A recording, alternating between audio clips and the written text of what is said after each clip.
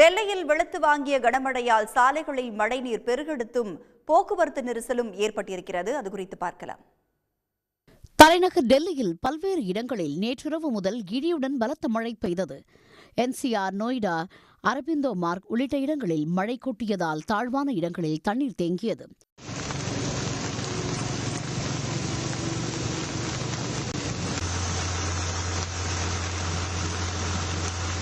நங்கோலி, முந்த்கா சாலை உட்பட முக்கிய சாலைகளில் மழைநீர் தேங்கியதால் போக்குவரத்து நெரிசல் ஏற்பட்டு வாகனங்கள் ஊர்ந்து சென்றன.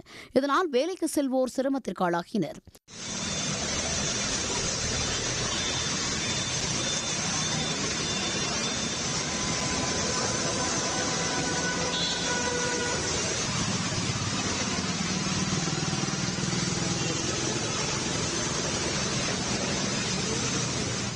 இதனிடையே டெல்லியில் அடுத்த 3 நாட்களுக்கு கனமழை நீடிக்க வாய்ப்புள்ளதாக இந்திய வானிலை ஆய்வு மையம் கணித்துள்ளது. இந்நிலையில் உத்தராகண்ட் மாநிலத்தில் ருத்ரபிரதாப் உள்ளிட்ட பல இடங்களிலும் மழை வெளுத்து வாங்கியது.